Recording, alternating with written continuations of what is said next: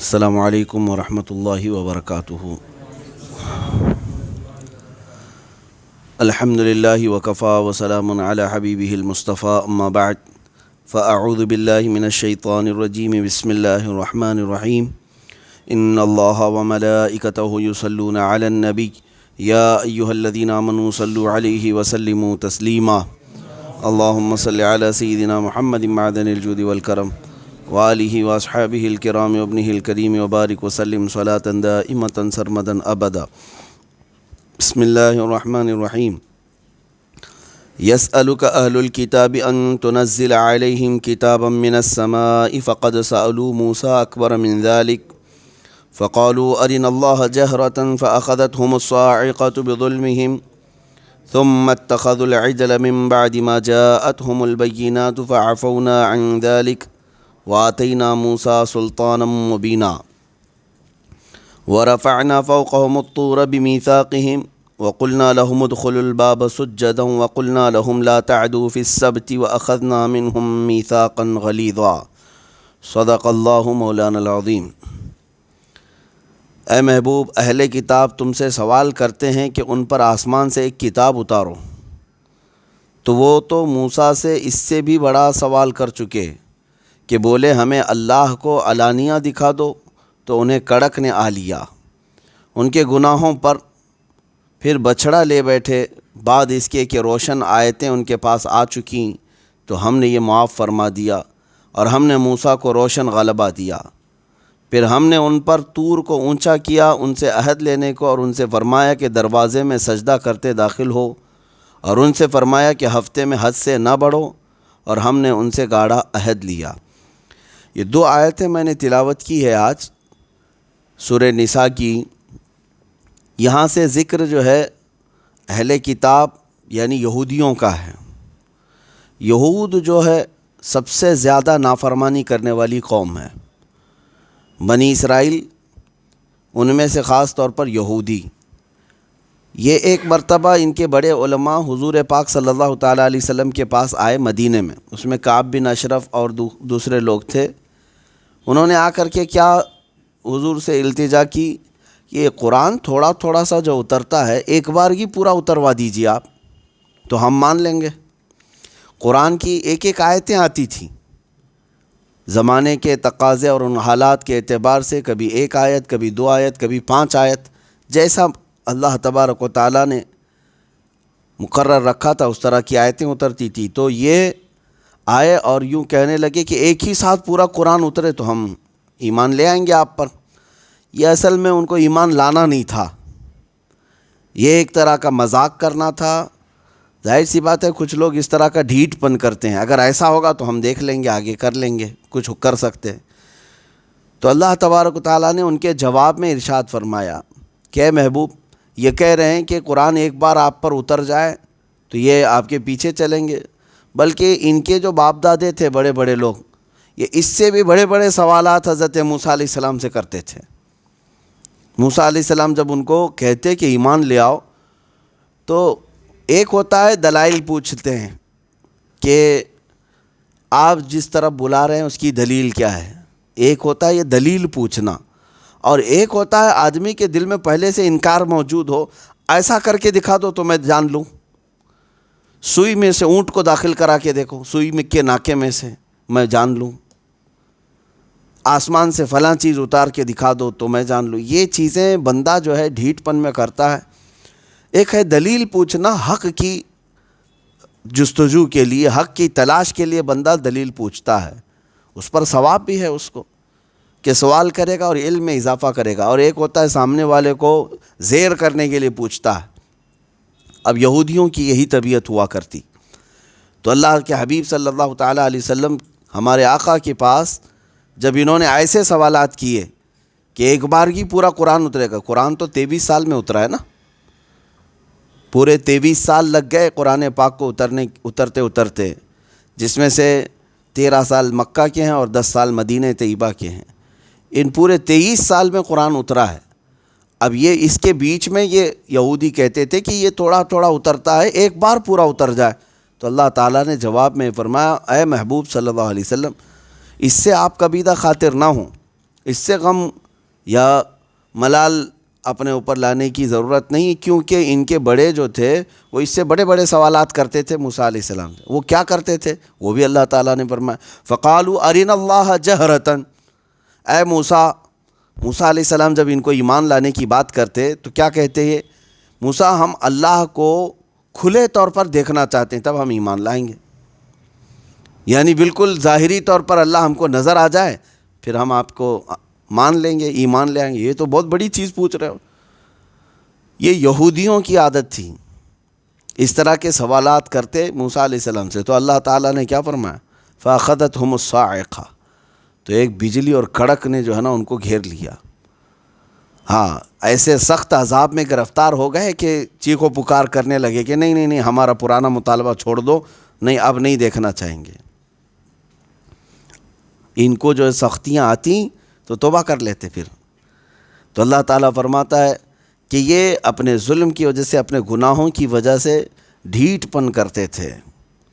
اور پہلے پارے میں ہی یہ آیتیں گزر بھی چکی ہیں، تفسیر میں عرض کیا گیا تھا، وہاں پر بھی ان لوگوں نے یہی کہا کہ موسیٰ علیہ السلام سے یہ کہتے تھے کہ آپ جو ہے اللہ تبارک و تعالیٰ کی بارگاہ میں ہمیں بلاتے ہیں اور ہم تو خدا کو دیکھے ہی نہیں ہیں، کیسے ہم ایمان لے آئیں گے؟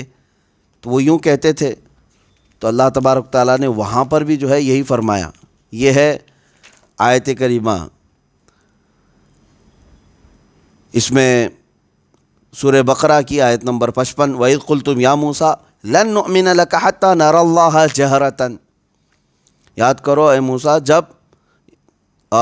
جب تم نے کہا اے موسیٰ ہم ہرگز تمہارا یقین نہیں لائیں گے، یہ یہودیوں کے بارے میں ہی کہہ رہے ہیں، جب تک کہ خدا کو ہم ظاہری طور پر نہ دیکھ لیں، یعنی کھل کر کے یہ دیکھنا چاہتے تھے۔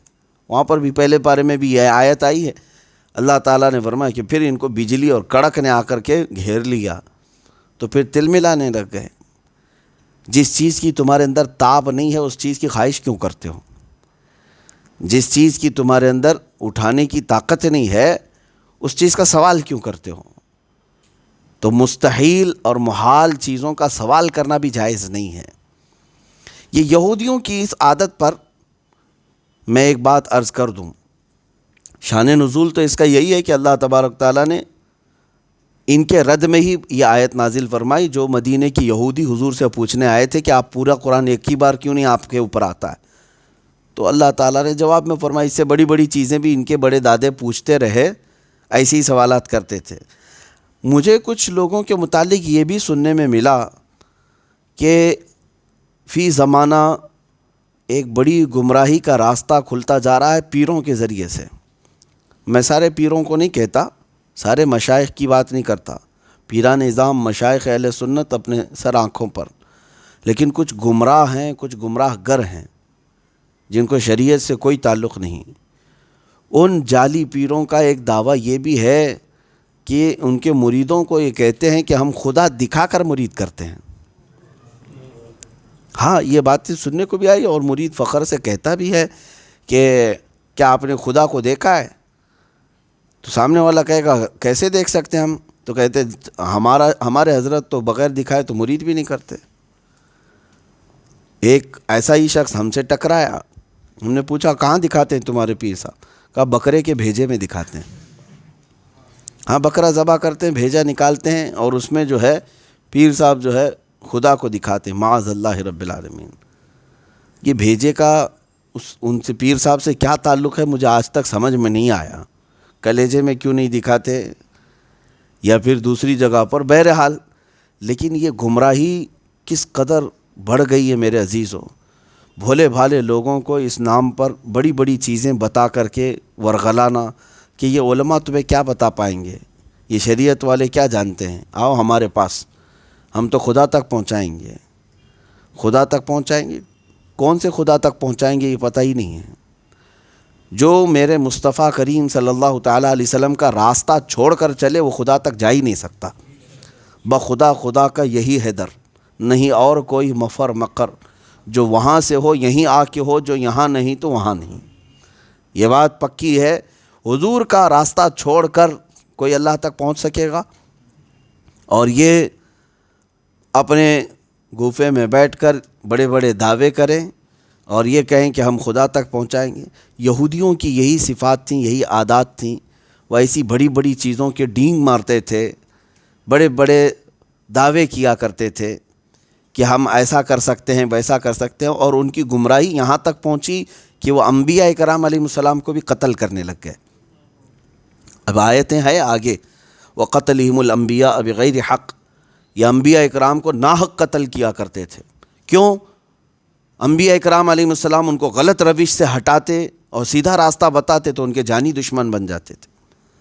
آج ان یہودیوں کی صفات پر کچھ لوگ چلتے ہیں، ان کو اگر آپ گمراہی سے ہٹا کر سیدھے راستے کی دعوت دیں گے، یہ ہمارے جانی دشمن بن جاتے ہیں، یہ پیچھے لگ جاتے ہیں۔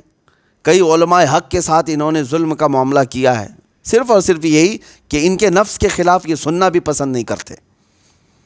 ان کی طبیعت کے خلاف کوئی بولے تو اس کے لیے یہ سخت ہو جایا کرتے ہیں۔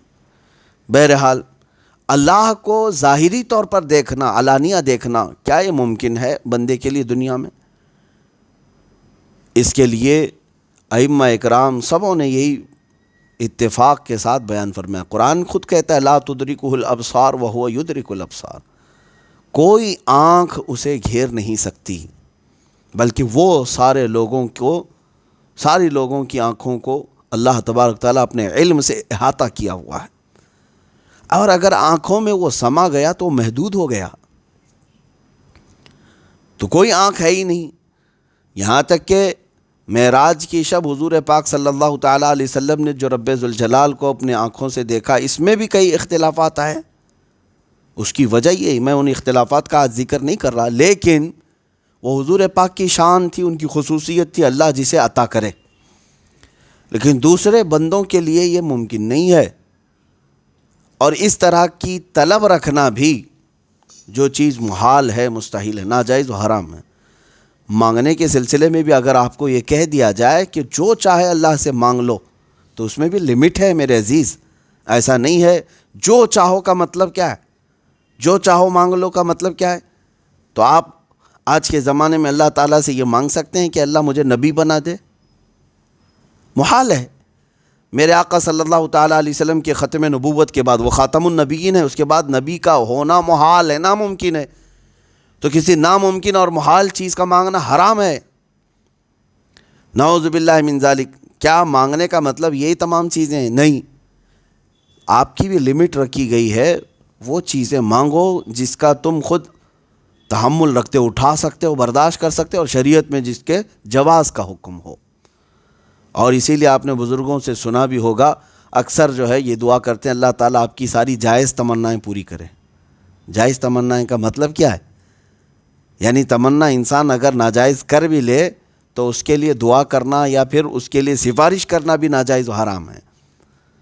بعض لوگ اس طرح کی خواہشات لے کر کے بیٹھے ہیں، ان کے لیے دعا کرنا بھی ناجائز ہے۔ جائز تمناؤں کی طلب رکھیں۔ اب یہاں پر جو سوال کیا تھا نا یہ یہودیوں نے میرے آقا صلی اللہ تعالیٰ علیہ وسلم کہ پورا قرآن ایک ہی بار کیوں نہیں اتار دیتا اللہ، تو یہ در حقیقت اللہ کے لیے ناممکن تو نہیں ہے۔ اللہ جیسا چاہے اتارے قرآن پاک کو، لیکن مولا تبارک و تعالیٰ وہ اپنی مشیت سے ہر کام کرتا ہے، تمہارے مشورے سے نہیں۔ اللہ کی مشیت میں دخل یہ تو ناجائز ہے۔ کیا تم بتاؤ گے اللہ کو کہ کتنا اتارنا چاہیے، کتنا نہیں اتارنا چاہیے قرآن؟ تم بتاؤ گے؟ یہاں سے ایک چھوٹی سی بات میں آپ کو بتا دوں، اکثر یہ کئی لوگوں سے غلطیاں ہو بھی جاتی ہیں۔ میں نے بزرگ کے متعلق پڑھا، انہوں نے راستہ چلتے ہوئے بیابان میں غالباً بارش برسی، بارش کا موسم نہیں تھا، جیسے ابھی قریب بارش آئی۔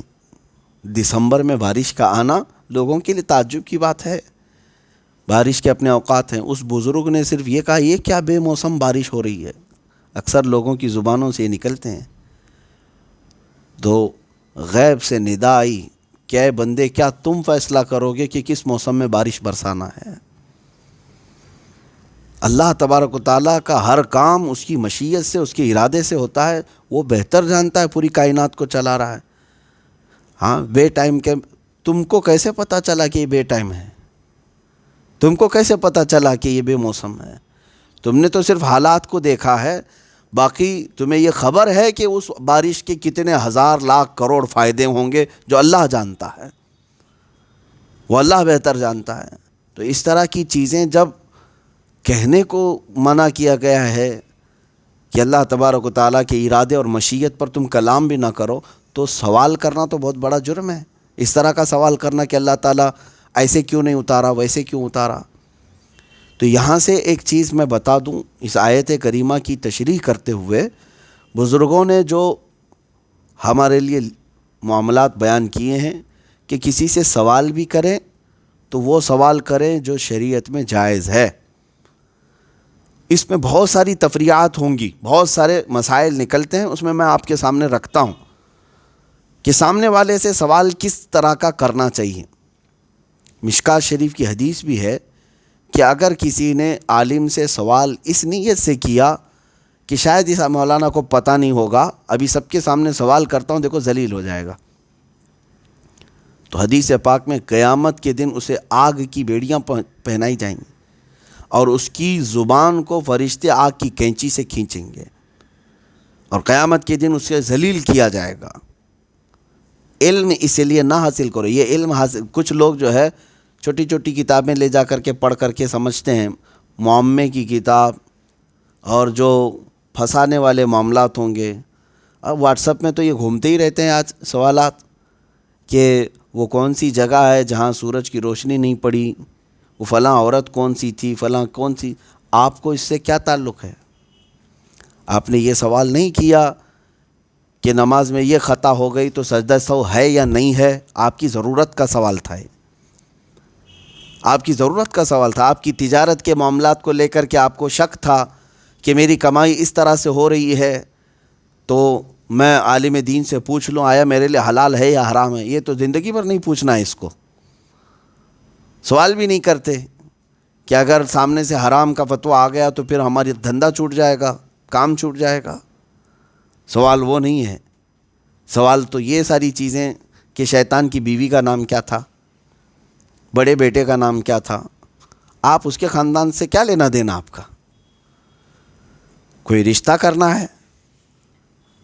شیطان کے بڑے بیٹے کا نام کیا تھا، اس کی بیوی کا نام تھا، یہ سوالات لغو ہیں، فضول ہیں۔ جس نے اس طرح کی چیزیں کی لغویات میں اور فضول باتوں میں، تو گمراہی کا راستہ کھولتا ہے۔ سوالات کرنے کے بھی یہ آداب ہیں۔ حضرت امام احمد کے متعلق یہ بات ملتی ہے کہ آپ محفل فقہ میں بیٹھتے، لوگ اپنے اپنے سوالات کرتے، سب کو جواب دیتے، ایک بندہ خاموش بیٹھا رہتا۔ آپ نے کہا کہ تو بھی تو کبھی سوال کر لے۔ اس نے کہا کہ حضور ٹھیک ہے کل کرتا ہوں۔ کبھی سوال تو کرتا نہیں تھا۔ دوسرے دن وہ تیاری کر کے آیا، سوال کیا کہ حضور روزہ کب افطار کرنا چاہیے؟ روزہ افطار کرنے کا کیا ہے؟ آپ نے فرمایا جیسے سورج ڈوب جائے، غروب ہو جائے، افطار کر لینا چاہیے، یہی ہے افطار کا۔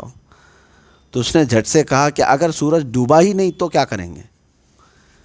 تو آپ نے فرمایا کہ تمہارا خاموش بیٹھنا ہی بہتر ہے محفل میں۔ یہ سوال سورج ڈوبے ہی نہیں، ابھی ایسا ہوا ہے کبھی؟ تو کس لیے آپ نے سوال کیا؟ تو محض لا یعنی سوالات، یہ بنی اسرائیل کی بھی عادت تھی، یہ یہودیوں کی بھی عادت ایسی رہی۔ سورہ بقرہ کی تفسیر میں ابھی آپ نے سنا ہوگا کہ انہوں نے سوالات کر کر کر کے اپنے اوپر مصیبتیں ڈال لی۔ کئی مرتبہ ایسا ہوا ہے۔ اللہ تبارک و تعالیٰ نے ان سے کہا تھا کہ ایک گائے ذبح کرو، ایک قاتل کو معلوم کرنے کے لیے۔ ایک آدمی کا قتل ہو گیا تھا، قاتل کو معلوم کرنے کے لیے یہ موسیٰ علیہ السلام کے پاس آئے تو اللہ تعالیٰ نے فرمایا ایک گائے ذبح کرنے کے لیے ان کو کہیں۔ ان کو ذبح کر دینا چاہیے تھا۔ وہ آ کر کے پوچھتے ہیں موسیٰ علیہ السلام سے کہ اللہ سے پوچھ کر کے بتائیں کہ بچیا ہونا چاہیے کہ بوڑھی ہو کہ جوان ہو، کس عمر کی ہونی چاہیے؟ تو اللہ تعالیٰ سے انہوں نے سوال کیا، اللہ تعالیٰ نے فرمایا نہ وہ بہت چھوٹی ہو نہ بڑی عمر کی ہو، بالکل جوان ہو۔ پھر انہوں نے پوچھا کہ ہم کو تھوڑا شبہ لگتا ہے کہ کیسا کلر ہونا چاہیے، یہ بھی پوچھ لیں۔ آپ نے پوچھا تو اللہ تعالیٰ کی طرف سے جواب آیا، نہ مطلب بہت گاڑھے کلر کی ہو، نہ ہلکے کلر کی ہو، پیلے کلر کی، زرد کلر کی، جو لوگوں کو دیکھنے میں خوشی محسوس ہو۔ ہزاروں میں کیا لاکھوں میں بھی گائے پیلے کلر کی ملتی نہیں۔ اور پھر اس کے بعد تیسرا انہوں نے سوال کیا، اچھا ہم کو یہ بھی شبہ ہو رہا ہے کہ وہ کس انداز کی ہو، کس کے پاس پلی ہوئی ہو۔ تو اس کا بھی حکم آ گیا کہ اس کو نہ کسی نے پالا ہو، کھیتی باڑی کروایا ہو، نہ وہ کسی کا کام کی ہوئی ہو، کھیت میں جتائی کی ہوئی یا حمالی کی ہوئی اٹھائی ہوئی نہ ہو، بلکہ خود سے چر کے بڑی ہوئی ہو، جاؤ ڈھونڈ کے لاؤ اب۔ تو یہ کس وجہ سے ہوا؟ یہ اس طرح کی سوالات کرتے کرتے اپنے اوپر احکام بڑھا لیے۔ ایک صحابی نے حضور پاک صلی اللہ تعالیٰ علیہ وسلم سے سوال کیا کہ حج فرض ہے؟ حضور پاک صلی اللہ تعالیٰ علیہ وسلم نے فرمایا ہاں، حج جو ہے ہر صاحب استطاعت پر، اس کی تفصیل ہے کون صاحب استطاعت ہے، اس پر فرض ہے۔ صحابی نے یہ سوال کیا العامنا یا رسول اللہ، یا رسول اللہ صلی اللہ تعالی وسلم، صرف ایک ہی سال یا ہر سال فرض ہے؟ حضور پاک صلی اللہ علیہ وسلم نے فرمایا حج فرض ہے ہر صاحب استطاعت پر۔ انہوں نے پھر پوچھا کہ ہر سال فرض ہے یا زندگی میں ایک بار؟ حضور نے فرمایا حج فرض ہے صاحب استطاعت پر۔ تیسری بار پھر انہوں نے پوچھا تو میرے آقا نے فرمایا، اللہ کے حبیب صلی اللہ علیہ وسلم نے فرمایا، اے میرے صحابہ، اگر میں کہہ دوں تو ہر سال فرض ہو جائے گا۔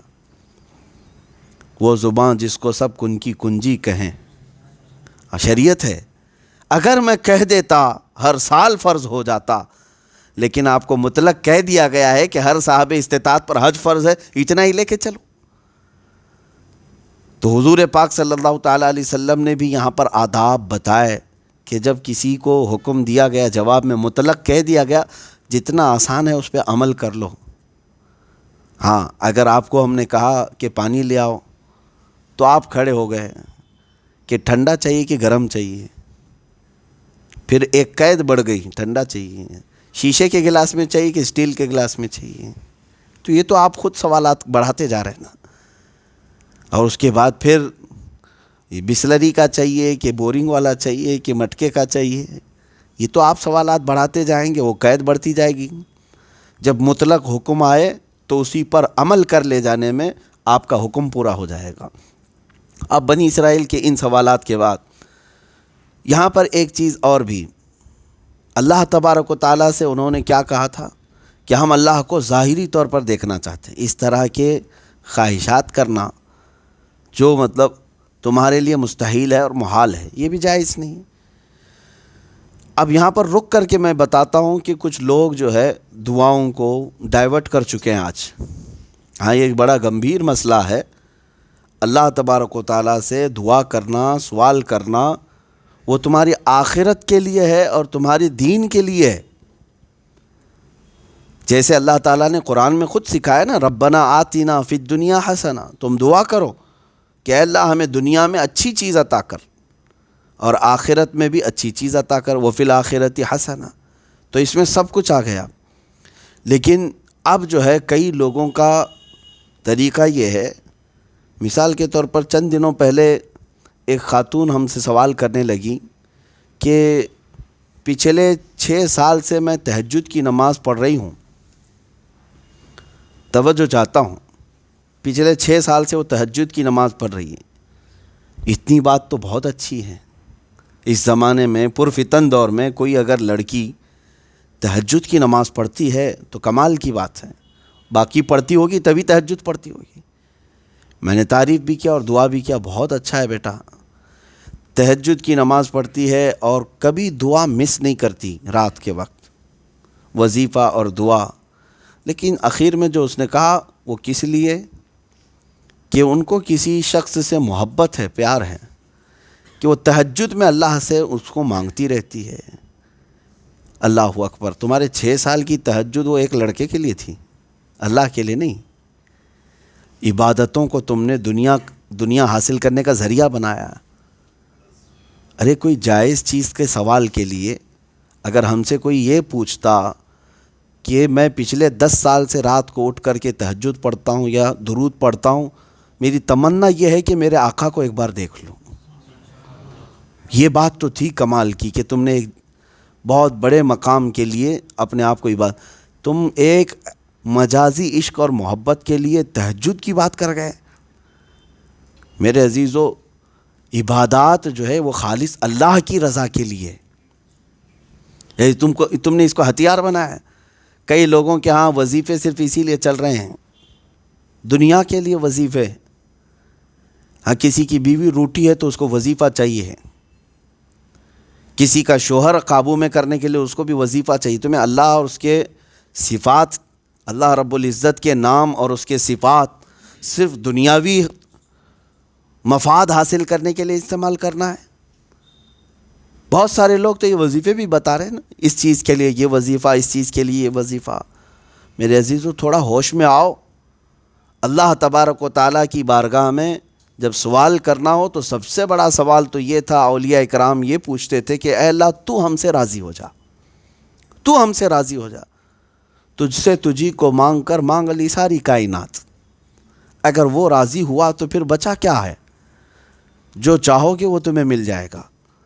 لیکن یہاں لوگ چھوٹی چھوٹی چیزوں کو یہ دعاؤں کے ذریعے سے، بلکہ میں آپ کو یہاں ایک بات بتا دیتا ہوں، عبادات جب تمہاری دوسری غرض سے ہونے لگ گئی تو ان عبادت کا کوئی حاصل بھی نہیں رہے۔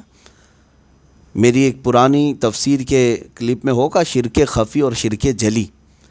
ایک ہے شرک جلی کا مطلب ہے کہ دوسرا خدا مان لینا، نعوذ باللہ، یہ شرک جلی کھلا ہوا شرک ہے۔ اللہ کے جیسا کسی اور کو مان لینا یہ شرک ہے اور کھلا ہوا شرک ہے۔ لیکن حدیثوں میں ملتا ہے کہ اگر تم عبادات میں کسی اور کو دکھانے کے لیے عمل کرتے رہ گئے تو یہ چھپا ہوا شرک ہے، یہ شرک خفی ہے۔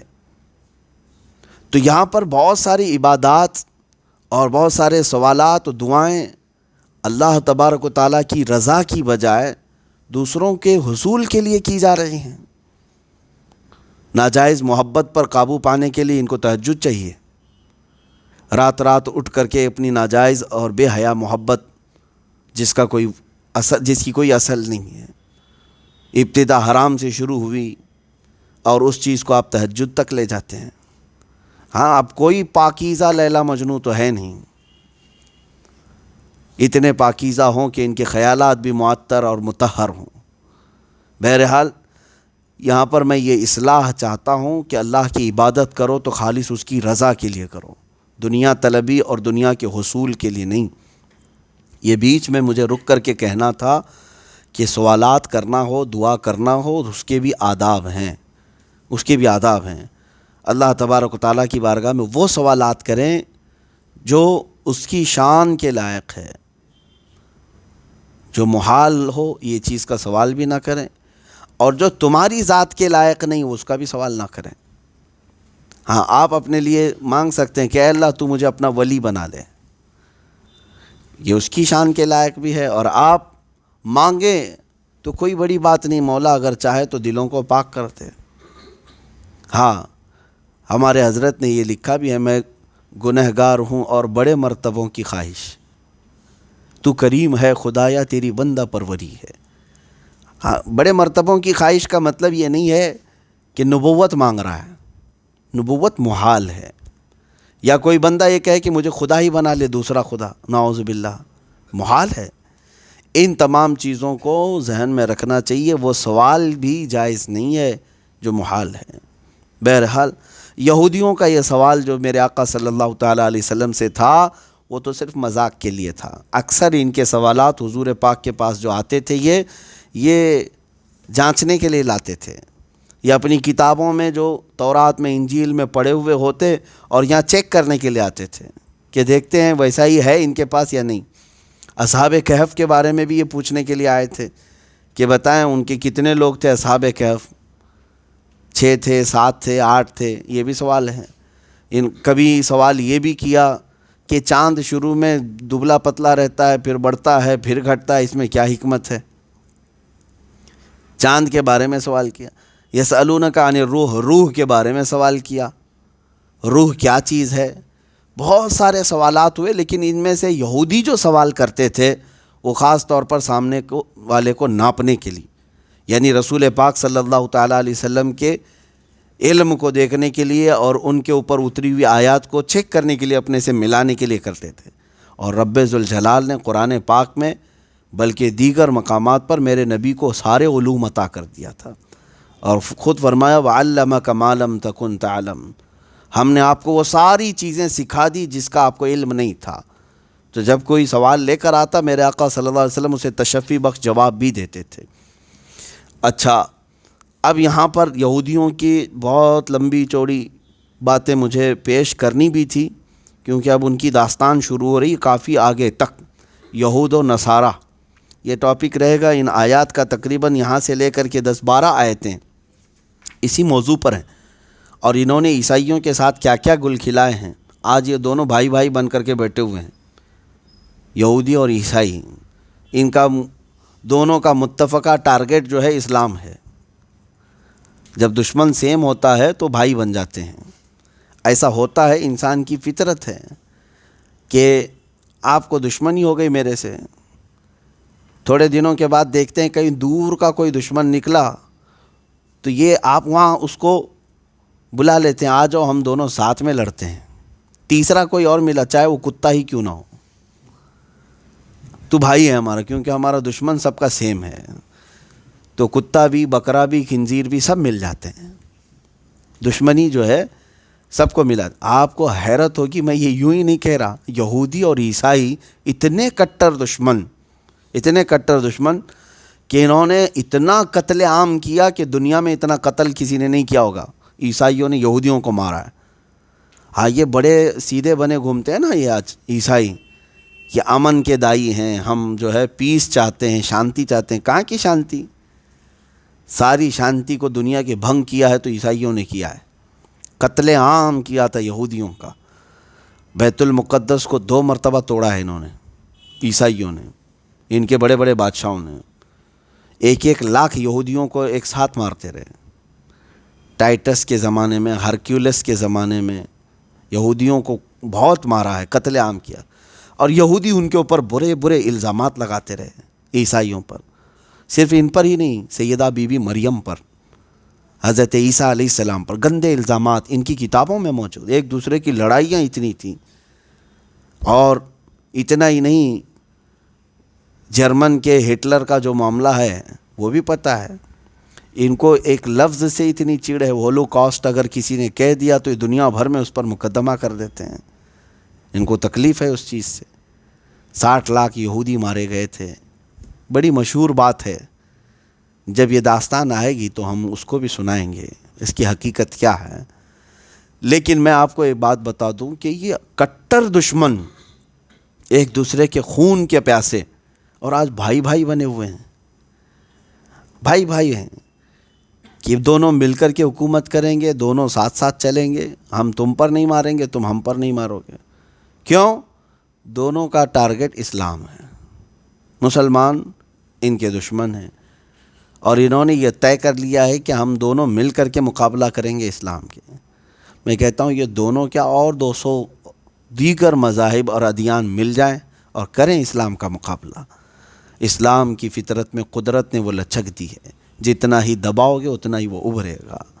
ہاں، اسلام اللہ رب العزت کی حفاظت میں ہے، قرآن اور رسول اللہ کی ذات یہ میرے رب کی حفاظت میں ہے۔ تو یہ یہاں سے یہودیوں کی وہ بدکاریوں کا بھی ذکر اللہ نے فرمایا ہے۔ یوں ہی آپ کو یہ نہیں کہا گیا ہے کہ غیر المغضوب علیہم ولا الضالین، ہم ہر فاتحہ میں پڑھتے ہیں نا، کیا مطلب؟ مغضوب انہی کو کہا گیا یہودیوں کو جن پر اللہ کا غضب ہوا۔ ضالین سے مراد عیسائی ہیں جو راستہ بھٹکے ہوئے ہیں۔ تو اللہ تبارک و تعالیٰ نے ہمیں دعا سکھائی کہ تم نمازوں میں بھی یہی دعا کرو کہ اللہ یہ بھٹکے ہوئے اور مغضوب جن پر غضب ہوا ان کے راستے پر ہمیں نہ چلا۔ اللہ تبارک و تعالیٰ نے ہمیں یہ دعا سکھائی ہے۔ کون سی دعا؟ غیر المغضوب علیہم ولا الضالین، پڑھتے ہیں نا۔ مغضوب کا مطلب جن پر غضب ہوا وہ یہودی ہیں، ضالین کا مطلب بھٹکے ہوئے، راستہ ہٹے ہوئے، یہ عیسائی ہیں۔ تو ان دونوں کے راستے سے پناہ مانگنے کا حکم آیا ہم کو یوں ہی نہیں آیا، یہ بڑی شریر قوم ہے، بڑی شریر قوم ہے پوری دنیا کی، اور قرآن نے ان کی شرارتیں اس زمانے کی بھی گنا دی ہیں، آج بھی وہ اسی شرارت پر باقی ہیں، اسی شرارت پر باقی ہیں۔ رب تعالیٰ فرماتا ہے کہ یہ کہتے تھے کہ اللہ کو ہم کو کھلے طور پر دکھا دو تو ہم مان لیں گے موسیٰ علیہ السلام کے پاس۔ پھر جب بجلیاں آئی پکڑی ان کو، ان پر آسمان گرا دیا گیا تھا، آسمان کو قریب کر دیا گیا تھا بادلوں کو، یہ ڈر کے مارے سب پھر توبہ کرنے لگے کہ ہم باز آتے ہیں۔ آپ اگر پڑھیں گے تو ان پر 5 قسم کے عذابات اللہ نے بھیجے۔ فارسلنا علیہم الطوفان والجراد والقمل والضفادع والدم، اللہ تعالیٰ نے ان پر طوفان بھیجا، اور پھر ٹڈیوں کا عذاب بھیجا۔ ٹڈی جانتے ہیں؟ جو ابھی تھوڑے دنوں پہلے اس کا ایک سیلاب آ گیا، چھوٹے چھوٹے پتنگے کیڑے ہوتے ہیں، ان کا عذاب آ گیا تھا یہودیوں پر، اتنا کہ جہاں دیکھے ٹڈیاں، ان کے پورے گھر میں، ان کے برتن میں، ان کے کھانے میں، سب جگہ ٹڈیاں۔ یہ رو رو کر کے توبہ کرتے تھے موسیٰ علیہ السلام کے پاس، پھر وہ عذاب ٹل جاتا تھا۔ پھر ان کے اوپر جوؤں کا عذاب بھی آیا ہے۔ جوئیں جو ہوتی ہیں نا سروں میں، وہ اتنی ڈال دی گئی تھی کہ ہر جگہ جوئیں ہی جوئیں تھیں، کھانا کھائیں تو اس میں بھی۔ پھر توبہ کیے، پھر وہی شرارت، پھر اللہ نے مینڈکوں کا عذاب بھیجا ہے ان کو۔ یہ ایسی شریر قوم ہے کہ ہر عذاب چکھ چکی ہے۔ پھر اس کے بعد توبہ کیے، 5ویں مرتبہ خون کا عذاب آیا ہے۔ ان کے سارے کنویں، ان کے سارے پانی خون ہو گئے۔ کھانا بناتے اور کھانے کے لیے بیٹھتے، منہ میں ڈالتے تو خون ہو جاتا۔ لیکن یہ ایمان والوں کے ساتھ نہیں تھا۔ ایمان والے جب کھانا کھاتے تو اچھا ہی کھاتے تھے۔ تو یہ جو ہے نافرمان ان کے پاس جا کر کہتے تھے کہ تم جو ہے پانی پیتے ہو، ہم کو بھی پلا دو، تو وہ پانی ان کے ہاتھ سے لے کے پیتے، ان کے منہ میں جاتا، پھر خون بنتا۔ یہاں تک کہ ان کو کلی کرنے کے لیے کہتے کہ تمہارے منہ میں تو خون نہیں بن رہا ہے، تم پانی اپنے منہ میں لو اور ہمارے منہ میں کلی کرو۔ وہ ایمان والے اپنے منہ میں لے کر کے پانی ان کے منہ میں کلی کرتے، ان کے منہ میں پہنچتے، پھر خون بنتا۔ وہ اللہ کا عذاب تھا۔ پھر توبہ کرتے، 1 2 نہیں، کئی عذابات کا ذکر ہے قرآن پاک میں۔ تو ان عذابات کو اللہ تبارک و تعالیٰ نے بار بار ان سے دور بھی کیا، ان کی توبہ کو قبول کرتے ہوئے۔ وہ رحمان ہے اور رحیم ہے۔ یہاں پر اللہ تعالیٰ فرماتا ہے ثم اتخذوا العجل من بعد ما جاءتهم البینات، پھر انہوں نے بچڑے کی پوجا شروع کر دی تھی۔ اس کا ذکر گزر چکا ہے، پھر میں انشاءاللہ اگلی تفسیر میں کروں گا۔ یہ بچڑے کی پوجا میں لگ گئے۔ وہ بچڑا کون سا تھا؟ انہوں نے جو ہے سونے چاندی کو پگھلا کر کے ایک بچڑا بنایا تھا، اور وہ بچڑا بولنے کے قابل ہو گیا تھا، سیل اور بیٹری سے نہیں۔ 3000 سال پہلے کی بات کر رہا ہوں کہ بچڑا جو ہے بولنے لگ گیا تھا۔ اور وہ بھی کیسے کیا تھا؟ وہ سامری نام کا ایک شخص تھا بنی اسرائیل میں، تو اس کو حضرت موسیٰ علیہ السلام نے پوچھا کہ تو جو ہے کیسے اس کو کیا؟ جب موسیٰ علیہ السلام کوہ طور پر 40 دن کے لیے گئے تھے، تورات اتر رہی تھی، تو اس نے اپنی قوم میں اتنا سب کام کر دیا تھا، بچڑا بنا کر کے سب کو جو ہے اس میں لگا دیا تھا کہ موسیٰ جس کے پاس گئے ہیں وہ یہاں آیا ہوا ہے، ہمارے پاس خدا یہی ہے۔ ان کے لیے بہت تعجب کی بات تھی کہ بچڑا بول رہا ہے، وہ بھی سونے چاندی کو پگھلا کر کے بنایا ہوا۔ اس سے موسیٰ علیہ السلام نے جب پوچھا کہ تو کیسے بنایا، یہ بولنے کی قابل، بڑے کمال کی بات ہے۔ قرآن پاک 16ویں پارے میں سورہ طٰہٰ میں یہ بات آئی ہے، جب موسیٰ علیہ السلام کے لیے سمندر میں راستے کھول دیے گئے تھے۔ آپ اپنی قوم کو لے کر کے جب نکلے تو 12 راستے نکل گئے تھے سمندر میں، آپ چل پڑے، اور فرعون اسی راستے میں آنا چاہتا تھا اپنی لشکر کو لے کر، اللہ نے پانی کو ملا دیا۔ یہ واقعہ موجود ہے۔ وہ غرق ہو گئے، فرعون کا پورا لشکر اور فرعون غرق ہو گیا۔ لیکن موسیٰ علیہ السلام 12 راستوں سے اپنے قبیلے کو لے کر کے جو آئے، سامری جو ہے وہ موسیٰ علیہ السلام کے ساتھ تھا۔ وہ کہتا ہے کہ میں دیکھ رہا تھا کہ موسیٰ علیہ السلام کا گھوڑا پکڑ کر کوئی سامنے چل رہا ہے، وہ کوئی نوری مخلوق ہے۔ وہ جبرائیل علیہ السلام تھے۔ وہ جبرائیل انبیاء اکرام علیہ السلام کی خدمت میں آیا کرتے تھے۔ وہ موسیٰ علیہ الصلوۃ والتسلیم کے سامنے چل رہے تھے۔ تو یہ سامری کہتا ہے کہ وہ فرشتہ جیسے آگے آگے چل رہا تھا، میں اس کے پیروں کے نیچے کی مٹی اٹھا رہا تھا، اور پھر وہ چیز لے کر کے اس سامری نے اس بچھڑے میں ڈال دیا اور اس کو بولنے کے قابل بنایا۔ یہ روایت میں نے پڑھا تو بہت عجیب بات ہے کہ آج سے 3000 سال پہلے وہ جبریل کے قدموں کے نیچے کی مٹی لے کر کے ایک بے زبان بچھڑے کو بولنے کے قابل بنایا، اور جبریل جس کے تلووں پر پیشانی رکھے، اس روحی فدا صلی اللہ علیہ وسلم کے قدموں کے نیچے کی دھول، کیا وہ خاک شفا نہیں ہو سکتی؟ ہاں میرے عزیزو، گونگوں کو بھی بولنے کے قابل بنا سکتی ہے، بلکہ وہ مدینہ طیبہ کی غبار جس پر میرے آقا کے قدم پڑے ہیں وہ ہزاروں بیماریوں کا خود ہی علاج رکھتی ہے۔ اللہ تبارک تعالی ہم سب کو کہنے سننے سے زیادہ عمل کی توفیق عطا فرمائے۔ پھر اللہ تعالیٰ نے فرمایا کہ انہوں نے بچھڑے کی پوجا شروع کی جبکہ ان کے پاس کھلی ہوئی آیتیں آ گئی تھی، روشن باتیں آ گئی تھی۔ فعفونا عن ذلک، بعد میں جب اللہ تبارک و تعالیٰ نے ان کی توبہ کو معاف فرمایا اور ان کو درگزر کر دیا، اور ہم نے موسیٰ کو روشن غلبہ دیا۔ یہاں تک یہ 2 آیتیں ہیں۔ اس کے بعد کی بھی آیتیں میں نے پڑھی ہیں، وقت زیادہ ہو چکا، اگلی تفسیر میں عرض کروں گا کہ ان کی نافرمانیاں کیا کیا تھیں، یہ اپنے رب کی نافرمانی اور نبیوں کی نافرمانی کیسے کیسے کرتے تھے کہ ان کو سجدے کا حکم ہوتا تو یہ سورین گھستے ہوئے جاتے تھے، جو چیز ان کو تسبیح پڑھنے کے لیے کہا جاتا تھا تو کچھ الگ گانے لگتے تھے۔ تو یہ سب ان کی نافرمانیاں تھیں یہودیوں کی، جس کی وجہ سے اللہ تعالیٰ کا ان پر عذاب، اور یہ عذاب قیامت تک ان پر ہے، لعنت اللہ تعالیٰ کی ہے، یہ مغضوب علیہم ہے۔ اللہ ان کی شرارتوں سے پوری امت مسلمہ کو محفوظ فرمائے۔ وآخر دعوانا ان الحمد للہ رب العالمین۔